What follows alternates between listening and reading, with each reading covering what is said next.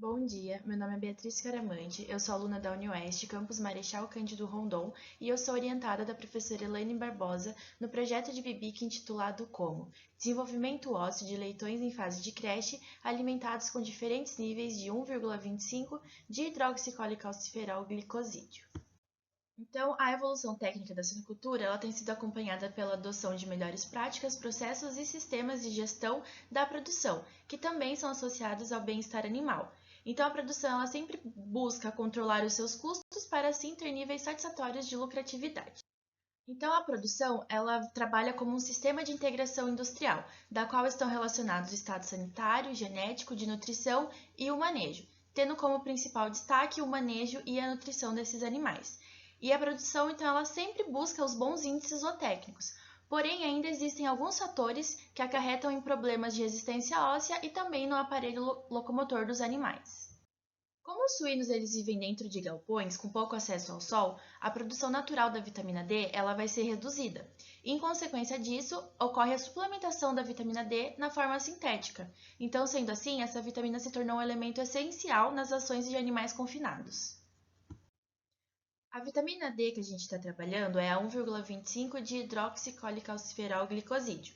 Então, ela não necessita ser hidroxilada no fígado e nos rins. Assim, quando ela é absorvida pelos animais, ela já está prontamente disponível para desempenhar suas funções metabólicas, que no caso seriam nos ossos para mobilizar o estoque de cálcio e no intestino para absorção do cálcio e do fósforo. Esse trabalho teve como objetivo avaliar o efeito no desenvolvimento ósseo de leitões em fase de creche alimentados com diferentes níveis da 1,25 de hidroxicólicalciferol glicosídeo. Então, esse experimento ele ocorreu no setor de suinocultura da Fazenda Experimental Professor Antônio Carlos dos Santos Pessoa, na linha Guará, no município de Marechal Cândido Rondon. Então, a gente utilizou 135 leitões machos inteiros, híbridos de linhagem comercial, desmamados com 25 dias de idade e tendo um peso corporal inicial médio de 8 quilos. Então, foi utilizado um delineamento experimental em blocos casualizados, composto por 5 tratamentos, e em cada unidade experimental foram alocados 3 animais. Então, teve um total de 9 repetições. Como foi dito anteriormente, foi composto 5 dietas experimentais, que são o tratamento 1, que foi a nossa ração controle, o tratamento 2, que constitui 100% da vitamina D3, mais 0 gramas da 1,25, o tratamento 3, que era 100% da vitamina D3, mais 50 gramas por tonelada da 1,25, o tratamento 4, que era 100% da vitamina D3, mais 100 gramas por tonelada da 1,25, e o tratamento 5, que eram 100% da vitamina D3, mais 150 gramas por tonelada da 1,25. E todas as dietas elas foram formuladas seguindo as recomendações de Rostanho e colaboradores 2017, a fim de atender então todas as exigências nutricionais desses animais. Então, ao final do período experimental, foram selecionados 6 leitões por tratamento, com um peso corporal aproximadamente de 21 quilos. Esses animais eles foram abatidos em frigorífero comercial após um jejum alimentar de 8 a 10 horas. E foi coletado os pés desses animais abatidos. Após então a coleta dos pés, o segundo metacarpo direito de cada animal ele foi enviado para análise de densidade óssea na Unesp Jaboticabal e também a resistência óssea foi realizada em uma máquina universal de ensaios mecânicos. E o terceiro metacarpo direito, então, ele foi utilizado para as medidas morfológicas externas, que foram a altura e a largura da epífise, a altura e a largura da diáfise e o comprimento total.